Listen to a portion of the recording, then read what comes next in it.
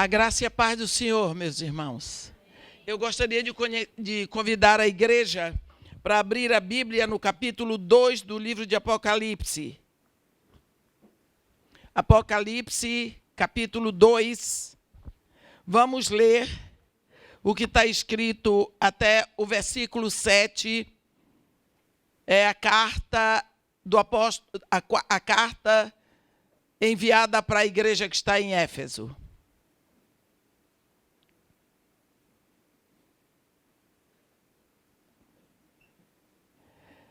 Ao anjo da igreja em Éfeso escreve: estas coisas diz aquele que conserva na mão direita as 7 estrelas e que anda no meio dos 7 candeeiros de ouro. Conheço as tuas obras, tanto o teu labor como a tua perseverança, e que não podes suportar homens maus, e que puseste à prova os que a si mesmos se declaram apóstolos e não são, e os achaste mentirosos. Tens perseverança e suportaste provas por causa do meu nome, e não te deixaste esmorecer. Tenho, porém, contra ti, que abandonaste o teu primeiro amor. Lembra-te, pois, de onde caíste, arrepende-te e volta à prática das primeiras obras. E se não, venho a ti e moverei do seu lugar o teu candeeiro, caso não te arrependas. Tens, contudo, a teu favor que odeias as obras dos nicolaítas, as quais eu também odeio. Quem tem ouvidos, ouça o que o Espírito diz às igrejas. Ao vencedor, dar-lhe-ei que se alimente da árvore da vida, que se encontra no paraíso de Deus. Amém. Minhas irmãs, eu gostaria de perguntar para você hoje: como estão as coisas entre você e seu Pai do céu? Como está o seu relacionamento com Deus? Será que você declinou um pouco? Será que você parou no tempo? Será que você progrediu? Será que você intensificou? Qual tem sido a profundidade do crescimento do seu relacionamento com Deus? Jesus Cristo, quando escreve à igreja em Éfeso, ele diz: tenho, porém, contra ti, que abandonaste o teu primeiro amor. Se nós queremos, neste momento, pensar um pouco que desde o nosso primeiro encontro com Jesus, nós ficamos naquele momento tão tocados pelo seu amor por nós, quando nós tomamos conhecimento de quem Ele é e em que Ele se transformou para falar do amor do Pai. O maior grito de amor que pode acontecer no universo foi dado por Deus. Quando Paulo nos fala lá em Efésios, no capítulo 3, ele diz que ele foi comandado, ele foi escolhido por Deus.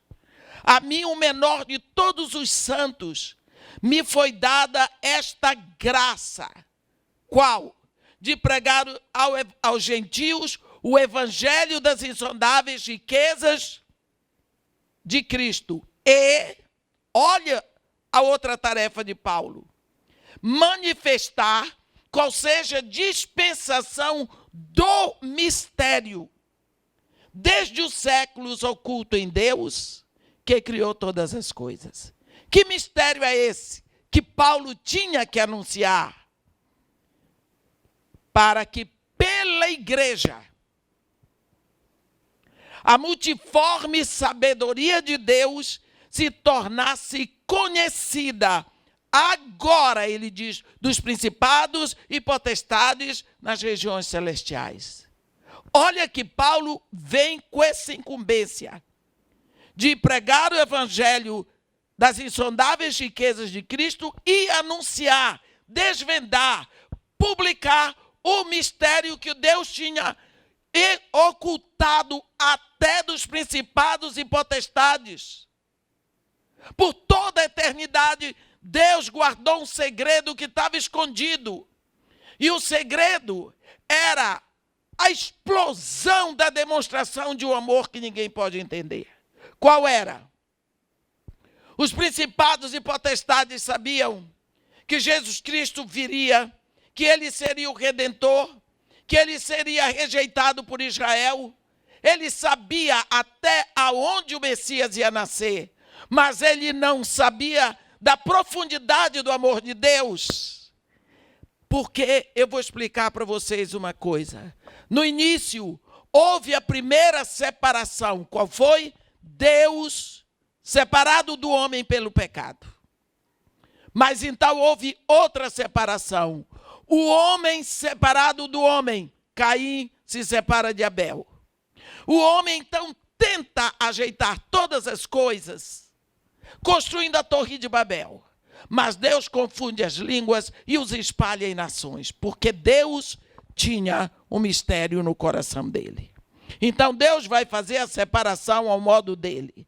Ele chama Abraão e agora ele faz uma separação, judeus e gentios. Porque então, através disso, ele ia manifestar o seu amor. Qual seria? Em Cristo, judeus e gentios se tornam um novo homem, uma nova criatura, um povo na terra, judeus e gentios. E agora, ainda são pecadores. Agora, judeus e gentios, numa igreja, ele une ao Pai. Mas este novo homem, agora em Cristo, ele não é apenas um novo homem. Ele está assentado nas regiões celestiais. Ele está entronizado nas regiões celestiais com todo o poder e glória. Este é o status da igreja. E Satanás, os principados e os potestades, nunca podiam imaginar que Deus, no seu amor por nós, pudesse chegar a tanto. Pegar pecadores entre gentios e judeus e os entronizar com poder e glória com seu Filho nas alturas. E quando nós pensamos nisso, nós recebemos o Evangelho das insondáveis riquezas de Cristo e nós fomos tocados por este amor, pela intensidade dessa experiência com essa verdade. Se nós lembramos como isso nos afetou no início, quantas horas de meditação, de choro, de alegria por esse impacto que nós tivemos. Mas às vezes, com o tempo, meus irmãos, nós corremos o risco de ficarmos tão seguros da nossa salvação, tão seguros de tudo isso, tão seguros de que Deus é nosso Pai, que o frescor dessa linda experiência, desse profundo encontro de amor, dessa entrega eterna, vai se tornando moderada e às vezes desbotada, como nós vemos nesse versículo 4 de Apocalipse 2. Abandonaste o teu primeiro amor. Abandonar não é jogar fora. Abandonar não é chutar. Abandonar é ir deixando pouco a pouco do lado. Está perto, mas está do lado. Não está de frente. E o termo aqui é abandonar. Tenho, porém, contra ti, que abandonaste o teu primeiro amor. Nós temos um exemplo disso muito forte no livro mais evangelístico do Antigo Testamento, que é Cantares. Quando aquela mulher, que é a igreja, ela se dirige ao rei, que é Jesus Cristo, e diz: leva-me após ti, apressemo-nos. Ela tinha pressa de segui-lo, ela tem uma entrega total, como você teve, como eu tive. Mas depois o brilho passa, o amor desvanece, a experiência se torna costumeira e ela embota. E chega o momento que ele vai lá e grita para ela: levanta-te, querida minha, formosa minha, e vem, vem. Mas por quê? Passou o inverno, cessou a chuva, se foi. Olha lá, aparecem flores na terra. Está vendo? Flores não aparecem no inverno. A figueira começou a dar figos, você não está vendo? Figos não vêm no inverno. As vides em flor exalam o seu aroma, presta atenção, vem. Por quê? Porque aquela mulher embotou, ela hibernou. Ela está vivendo o inverno, onde tudo é cinza, onde ela não tem que se mover.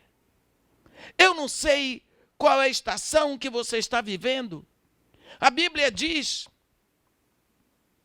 quando Deus faz aliança com Noé, enquanto durar a terra, não deixará de haver sementeira e semente, frio e calor, dia e noite, inverno e verão, mas no reino ele nos chama para uma primavera, onde tem cantos, onde tem música, onde tem flores, onde tem produção, tem fruto, tem perfume.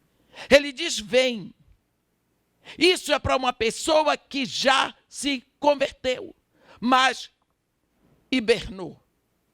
Aqui, ele diz: tenho, porém, contra ti que abandonaste o teu primeiro amor.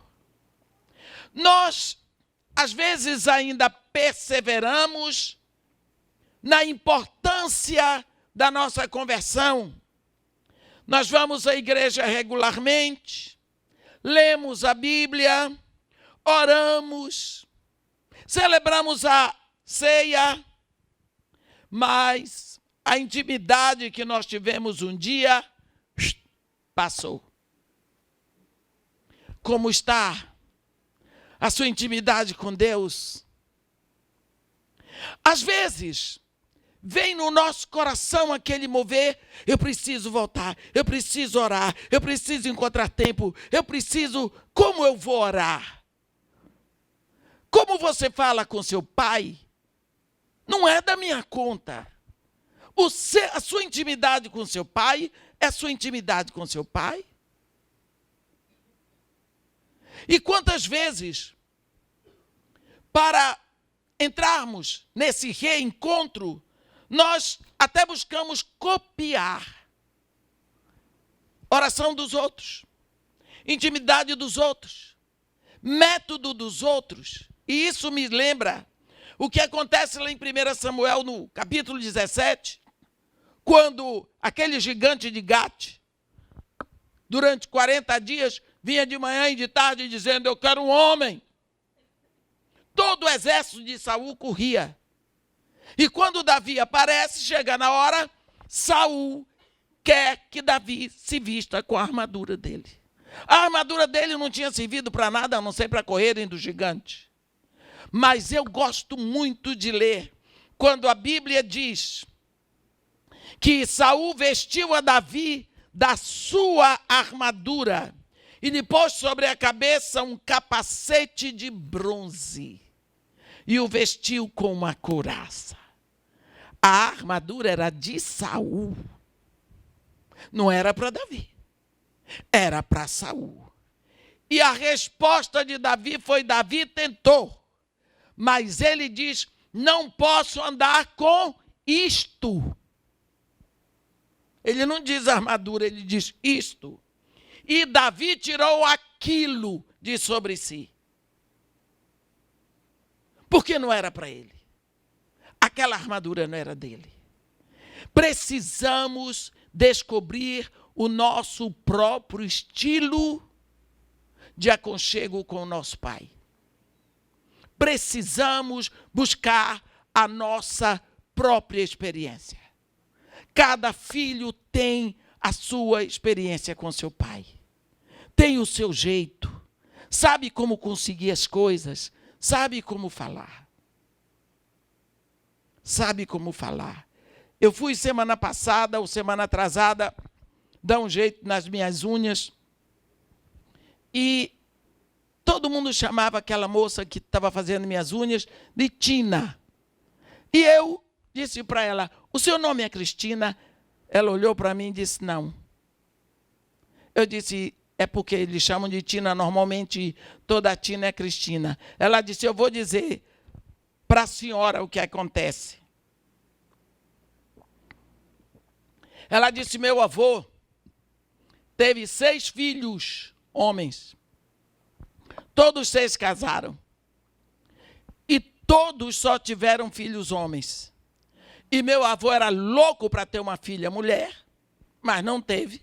Então ele esperava por uma neta, por uma menina. O último filho dele teve 2 homens e eu nasci. Então eu sou a única neta do meu avô. E meu avô apaixonou por mim, ele era louco por mim. E coitado, no jeito dele, ele dizia, vem cá, sua cretina. Apelidou a menina de cretina, era um modo peculiar, carinhoso que ele tinha de chamar a netinha dele. E aí ficou Tina. Todo mundo a conhece por Tina, de cretina. Mas você viu, ela disse para mim aquilo com um sorriso brilhante no rosto, aquela moça. Porque foi o nome carinhoso que o avô encontrou para ela. Você precisa descobrir um nome carinhoso para o seu relacionamento com o seu pai. Quando meu neto nasceu, o primeiro, ele está aqui hoje, eu chateava o meu filho e minha filha e dizia, primeiro ele vai chamar vovó. Ele não vai chamar papai e mamãe. Ele vai chamar vovó. E eu ficava com o menino no carrinho e dizia, diga vovó, vovó, vovó. O menino não dizia nada, era pequeno demais. Até que uma hora ele começou a dizer assim, Eu dizia, ai vovó. Ele dizia, Até que um dia ele disse, Pabu. Ficou Pabu. Até hoje é o nome que eu mais gosto de ouvir, Pabu. É o nome carinhoso. Mas ele disse isso antes de dizer papai e mamãe. Nome tem muito a ver. Quando nós amamos uma pessoa, nós normalmente encontramos um nomezinho específico para aquela pessoa. A intimidade é de cada pessoa. Acima de tudo, oração é uma conversação com Deus. Deixa eu lhe dizer, quando você vai no dicionário da língua portuguesa e procura qual é o significado da palavra conversação, está escrito lá, troca informal de ideias através de palavras. E isso nos leva a ver lá em Êxodo 33, no versículo 11, quando a palavra diz assim, falava o Senhor a Moisés face a face, como qualquer fala a seu amigo. Eu gosto disso. Falava o Senhor face a face com Moisés, como qualquer fala a seu amigo. Você entendeu uma coisa, que Moisés não era filho de Deus? E você é. Então, a coisa fica mais profunda. Eu acho que isso é um lindo modelo de oração. Nós não podemos esquecer que durante todo o nosso tempo de oração, nós estamos falando com um amigo que é o Criador e Senhor do universo, mas é nosso Pai. Você vê lá em Gênesis 18, quando Abraão, falando com Deus, ele diz, não fará justiça o Senhor de toda a terra. Você vê? Agora nós vemos a diferença de Abraão para Jeremias. Eu gosto tanto de ver o modo tão singelo, tão simples, tão puro como Jeremias fala com Deus na sua oração. Quando ele olha para Deus, depois que Deus rejeita a oração de Jeremias, Jeremias diz para ele simplesmente: ó esperança de Israel e redentor seu no tempo da angústia, porque seria entre nós como estrangeiro na terra, como viandante que se desvia para passar a noite. Ele está dizendo para Deus: porque o Senhor vem e não fica, porque o Senhor passa e vai embora. Gostaríamos tanto que o Senhor ficasse conosco.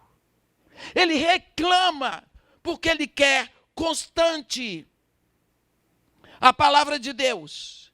E nós vemos que Deus aceita a oração dele. E no versículo 22, ele diz, olhando para Deus, logicamente sem ver a sua face, ele diz, quando a intercessão de Jeremias, a terceira intercessão de Jeremias é rejeitada de novo, Jeremias simplesmente se volta para Deus e diz: acaso haverá entre os ídolos das nações algum que faça chover? Ou podem os céus de si mesmo produzir chuvas? Não és tu somente, ó Senhor, nosso Deus, o que fazes tudo isso? Portanto, em ti esperamos, pois tu fazes todas essas coisas. Olha que simplicidade, que ternura, que profundidade, que meiguice de oração desse profeta diante do Deus que é seu Pai e meu Pai. Por que nós não temos essa simplicidade? Porque nós temos a mania de querer fazer grandes discursos para Deus como se Deus não soubesse português e tivesse que nos admirar.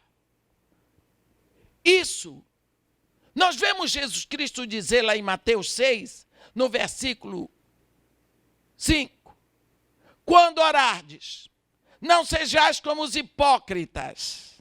Aí você diz, então hipócrita também ora. É Jesus que está dizendo. Eu só estou repetindo.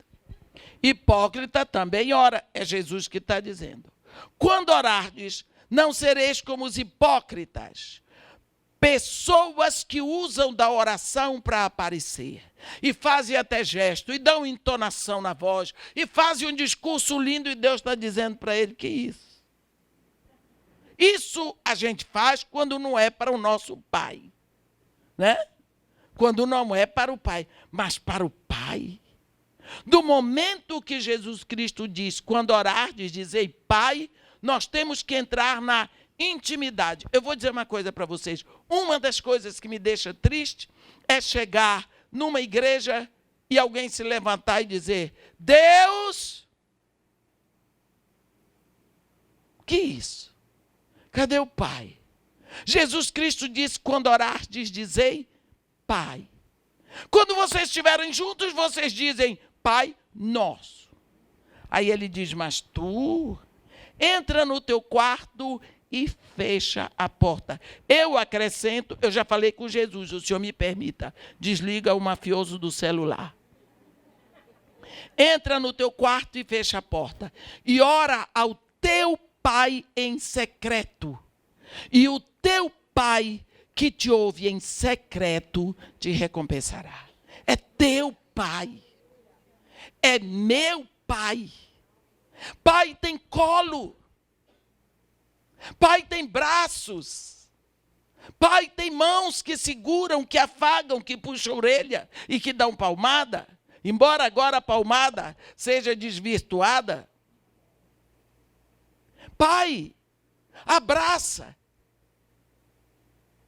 Então, por que nós temos tanta dificuldade? Se fosse Jesus que disse para nós fazermos isso, ninguém conhece mais o Pai do que o Filho e o Espírito. E se o Filho me disse que eu tenho que chamar a Deus de Pai, é porque o Pai quer que seja assim.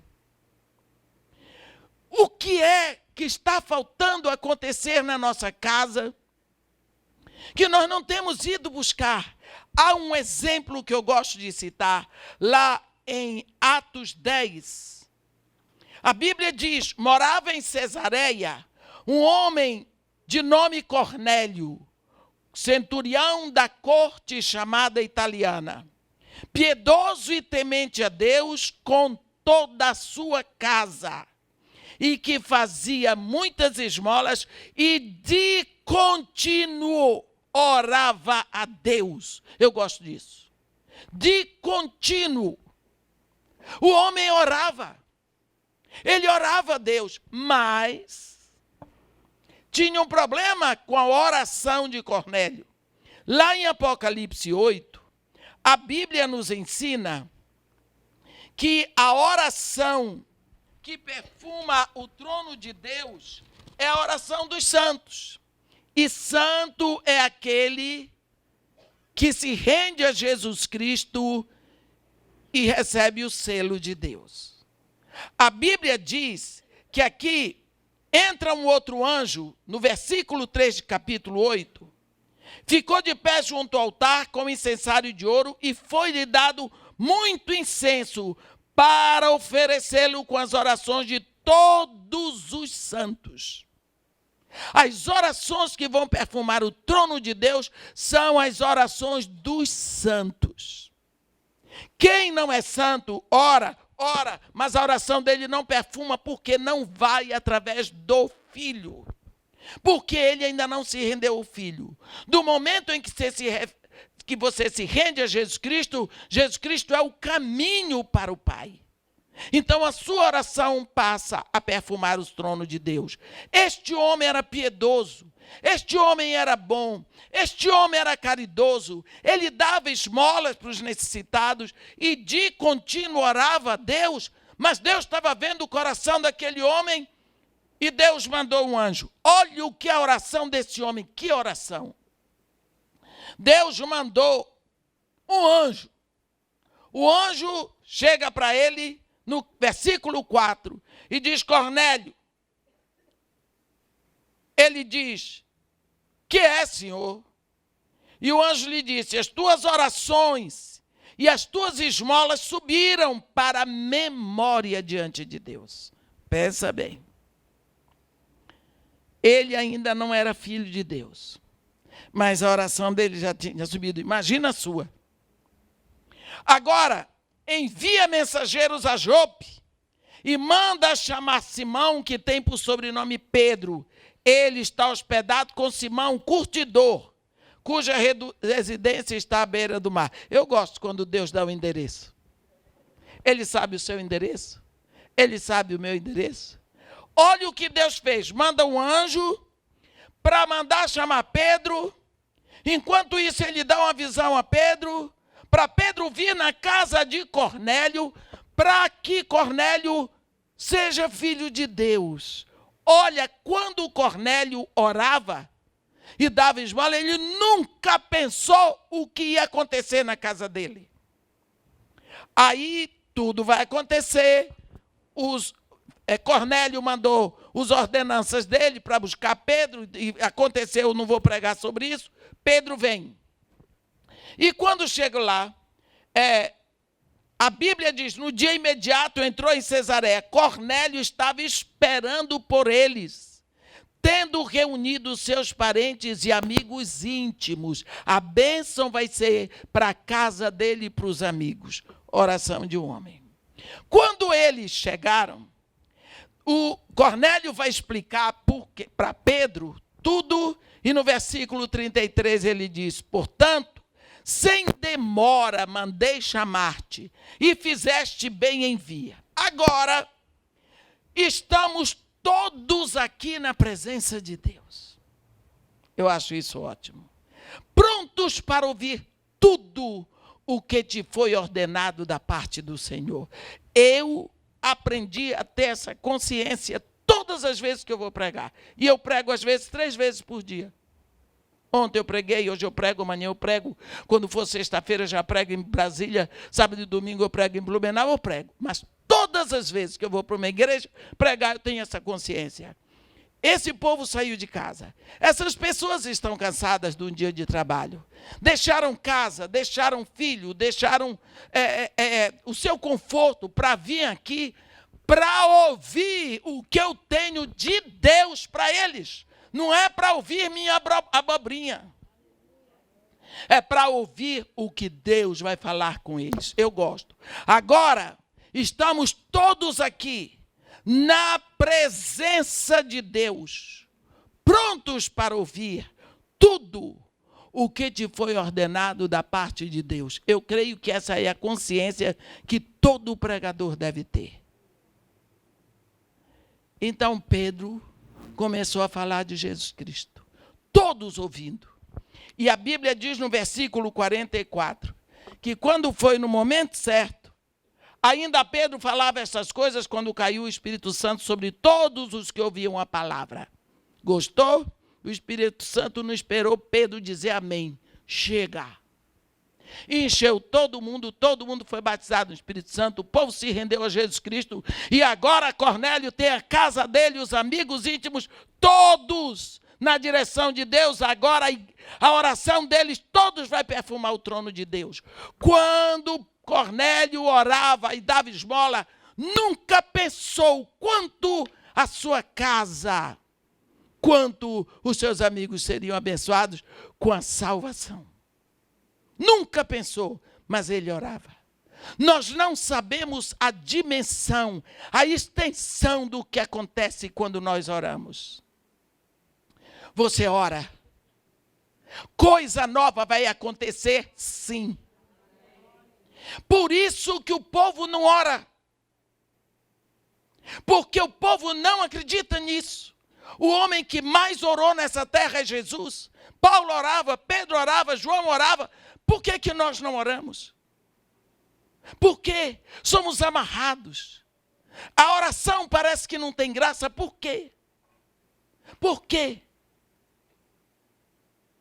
Precisamos nos perguntar: por que será que eu não tenho força para vencer a preguiça? Por que será que eu não tenho força para sair dessas amarras que me prendem? Eu não consigo falar com Deus. Precisamos nos perguntar e vencer esta barreira. Porque nós precisamos orar. Não é Deus que precisa da minha oração. Eu vou dar só mais um exemplo, para você ver o que acontece quando você ora aqui na terra. No capítulo 16 de Atos, há um momento em que Paulo, os missionários estão ali naquela região, no Mediterrâneo, e no versículo 6 ele diz: e percorrendo a região frígio-gálata, tendo sido impedidos pelo Espírito Santo de pregar o evangelho na Ásia. Você diz, como? Está escrito aqui na Bíblia. Atos 16, versículo 6. Por que o Espírito Santo vai impedir os missionários de pregarem o evangelho na Ásia? Será que a Ásia já estava convertida toda? Ou será que o Espírito Santo tinha alguma coisa contra a Ásia? Mas a Bíblia diz que eles foram impedidos pelo Espírito Santo de pregar o evangelho na Ásia. Está escrito. Aí, não pode ir para cá, eles escrevem: defrontando a Mísia, tentavam ir para a Bitínia, mas o Espírito de Jesus Cristo não o permitiu. Você diz, que isso? Vai para cá, o Espírito Santo diz não. Vai para lá, o Espírito de Jesus Cristo diz negativo. E agora? Eles ficaram rodando ali, no Mediterrâneo. À noite, vocês vão ver uma coisa que vai acontecer, gente. A coisa espetacular. Um anjo se fantasia de macedônio. Eu queria ver. Se fantasia, você vê que exagero. de Deus, porque você vai ver o que está acontecendo para chegar a esse ponto. Um anjo, a Bíblia diz que à noite sobreveio a Paulo uma visão. E nessa visão, um varão macedônio estava em pé e lhe rogava. O anjo não estava pedindo, ele estava rogando. Você sabe a diferença? Quando você roga, você pede pelo amor de Deus, chorando, passa na Macedônia e ajuda-nos. Por que esse anjo chegou a esse ponto? O que estava acontecendo? Tinha uma raça orando e não conhecia Jesus. E a oração deles ia e não perfumava o trono de Deus. E essa turma era oração. Moveu o Espírito Santo de um lado, moveu Jesus do outro, veio um anjo se fantasia de macedônio para que o evangelho chegasse ali. Então por que você não ora na sua casa? E Deus vai movimentar céus e terras. E aquilo que tem que chegar na sua casa vai chegar. Vai chegar. Vai chegar, sim. Uma vez eu estava pregando um congresso lá em Salvador. E uma senhora disse para mim, irmã, tudo isso aqui a irmã Valdice tinha pregado 2 dias antes, eu pregava 2 dias depois. Irmã Valdice falou, eu venho fazendo há 12 anos. Eu disse, qual é o problema? Orando pelo meu marido. Ele não quer nada com Jesus. Eu disse para ela, mas minha filha, cadê seu marido? Está lá em casa, aquele herege. Eu disse, minha filha, sua oração já foi respondida. Como? Eu digo, minha filha, ele ainda está em casa. Ele está em casa. Você já pensou se você não ora? Porque às vezes nós queremos que Deus faça as coisas no nosso método. Aquela mulher era uma mulherzinha difícil. Aquele homem estava mais do que convertido. Para aguentar com ela. Tem muito marido aí sofrendo com mulher que se diz evangélica. Né? Tem sim. A gente na igreja que lida com crente sabe como o crente é difícil. E ele estava aguentando com a crentona dele. Congresso, quinta, sexta, sábado o dia todo e domingo de manhã. E o herege estava em casa fazendo tudo. Se fosse o meu marido, não tinha deixado eu ir. Eu fiquei até com inveja. Eu disse, seu marido era mais fácil do que o meu. Você está vendo? Às vezes a sua oração já foi respondida, você não viu, porque Deus tinha que fazer como você queria. Esse anjo aqui vai lá, aí Paulo entendeu, é para ir para Macedônia. O que o Espírito Santo estava fazendo? Levando o evangelho para a Europa, porque era lá que o povo estava orando. Aí Paulo foi, ele diz, quando foi no sábado, aconteceu que indo nós para o lugar de oração, aí é outra coisa. E eles navegaram até a Troade e dali eles foram. No sábado saímos da cidade para junto do rio, onde nos pareceu haver um lugar de oração. E assentando-nos, falamos às mulheres que para ali tinham concorrido. Você está vendo? Tinha gente orando. E Deus moveu os céus e a terra, e o Espírito Santo para cá não passa, o Espírito de Jesus Cristo para lá não passa. E o anjo vem lá vestido e diz, é por aqui, vamos lá, porque anjo não podia pregar o evangelho para elas, tinha que chamar os homens para pregarem. Então, olha o que aconteceu, porque dali daquele lugar subia a oração. Por que você não deixa sair da sua casa ondas de oração, de perfume para o trono de Deus? A atenção de Deus fica voltada para a sua casa, quando saem ondas de oração da sua casa. Nós precisamos lembrar disso. Quando a igreja em Éfeso começou a cair do seu status, ela deixou de ser a igreja apaixonada por Jesus, e ela passa a vestir a camisa da denominação. A pessoa passa a defender e a trabalhar pelo título e não pela essência. Então, o que fez? o nível de intimidade com Deus caiu. Então ela começou a se preocupar com atividades, conferências, de um lado e do outro, eventos que às vezes são só vento. Mas isso, às vezes, é como cinzas sobre o altar. Por quê? O altar ainda está lá. Houve fogo. É um altar onde já se queimou sacrifício. Mas agora é só cinza. Para lembrar que ali já houve fogo queimando. Que ali já houve sacrifício. Mas essa igreja só precisava de voltar ao amor genuíno, cheio de ardor do princípio. Por quê? Porque a ortodoxia continuava, mas a intimidade se foi. Já tinha acabado. Não tinha mais aquele ardor do princípio. Ele diz: conheço as tuas obras. Quais são as tuas obras? Labor, trabalho, perseverança. Não podes suportar homens maus. Puseste a prova os que a si mesmos se declaram apóstolos e não são. Mas persevera no trabalho, persevera na igreja, persevera no labor, persevera na luta, mas cadê a intimidade? Ele diz: lembra-te de onde caíste. Eu digo que o lema desta igreja para mim é lar. L de lembrar, A de arrepender, R de retornar. Lembra-te de onde caíste. Arrepende-te e retorna. Esse, para mim, é uma chamada em que ele está aconselhando você ir para o cantinho e fazer uma revisão da sua vida.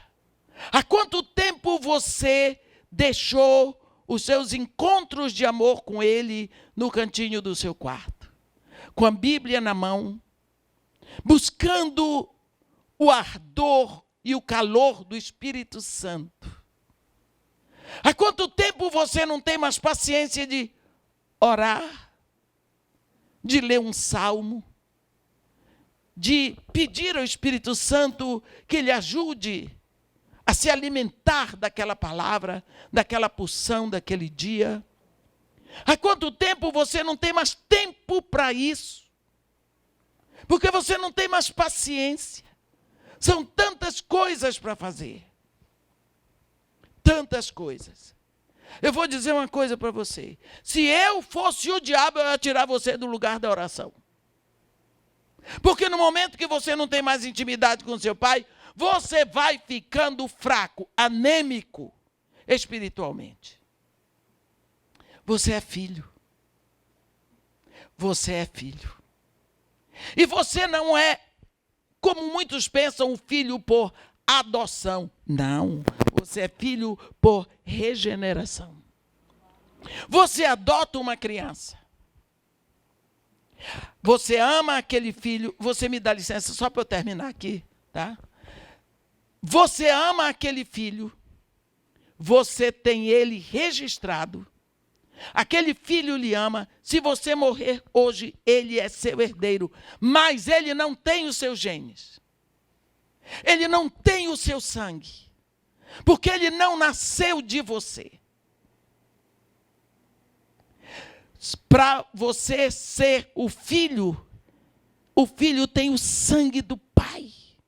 Ele tem os genes do pai. O que é que Deus fez? Deus não tem sangue para eu nascer do sangue dele, porque Deus é espírito. Então ele me faz nascer no espírito. Assim eu sou regenerada. Eu sou filha de Deus e como filha eu sou herdeira. Ele me adota porque ele me registra. Quem foi que lhe fez herdeiro? O filho só é herdeiro depois que o pai morre. Qualquer pessoa pode me fazer herdeiro em potência. Digamos que a Nádia me faz herdeira de tudo que ela tem. Enquanto a Nádia for viva, eu sou herdeira em potencial. No dia que ela morrer, aí eu vou com a papelada buscar o meu direito, porque ela me fez herdeira dela. Aí eu vou constituir advogado, eu vou pagar taxa para o governo, eu vou pagar advogado, vai aparecer não sei quem que também tem direito, um parente, vai ser uma briga. O que é que Jesus Cristo fez? Ele me fez herdeiro. Então ele morre e eu me torno herdeiro. Ele ressuscita para ser meu advogado, para ter certeza que eu vou receber tudo o que ele deixou para mim. Eu sou filha, eu tenho direito. E o meu direito como filho é total. Eu entro na sala do trono. Eu me assento com meu pai. Por quê? Porque nós já estamos assentados nas regiões celestiais em Cristo. Precisamos lembrar dessa nossa posição. Precisamos saber que é isso que ele está querendo. Como foi duro para Deus dizer não para Jesus. Você tem que beber desse cálice para que eles venham para mim. E na hora que Jesus lá na cruz diz: tudo está consumado, Pai, nas tuas mãos entrego o meu espírito e morre, aquela mão invisível vai lá em cima, rasga o véu, escancara, para que a arca, que é a presença de Deus, ficasse exposta. É Deus dizendo: o caminho está aberto. Venham, venham para mim. Venham. Você está indo. Responda para si mesmo. Quantas vezes a mesa do Pai está esperando por você? E Deus pode perguntar, como Saul perguntou: onde está o filho de Jessé, que nem ontem nem hoje se assentou à mesa? Por que você não vai? Jesus olhou para a igreja em Éfeso e viu que faltava o essencial. Faltava o alicerce do relacionamento. Como está o seu relacionamento com Deus, seu Pai? Como está? Você tem ido? Você tem buscado? Você tem falado com Ele, conversado, perguntado, chorado, reclamado? Às vezes você só tem reclamação, vai falar. Uma coisa é certa. A maior escola de oração que tem na Bíblia é o livro de Salmo. 70% dos salmos são salmos de lamento, em que você vê o salmista reclamar. Reclama, e depois ele vai se acalmando. Você lê no Salmo 13. Até quando, Senhor, esquecer-te-ás de mim para sempre? Até quando ocultarás de mim o teu rosto? Até quando estarei eu relutando dentro de minha alma com tristeza no coração cada dia? Até quando se erguerá contra mim o meu inimigo? Lá no final: no tocante a mim, confio na tua graça. Está vendo como melhorou? Regozije-se o meu coração na tua salvação. Cantarei ao Senhor, porquanto me tem feito muito bem. Como é que ele começou? Do jeito que nós começamos, uma pimenta louca. Olha aí como estão as coisas, Pai. Eu não aguento mais. Depois vai, ó.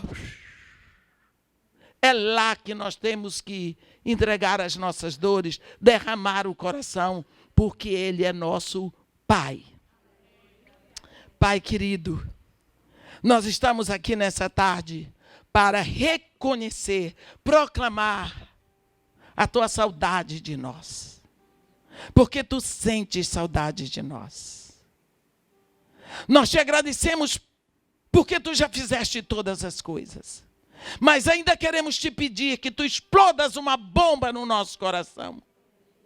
E que nós sejamos totalmente esmiuçados, nessa pedra gelada que existe no nosso relacionamento contigo. Pai, nós te pedimos uma fome tão grande da tua presença. Te pedimos um desejo tão grande de estar contigo.